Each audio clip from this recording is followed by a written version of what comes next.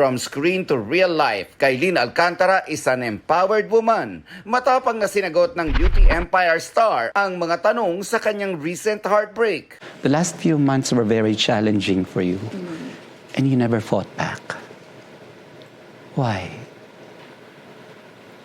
Because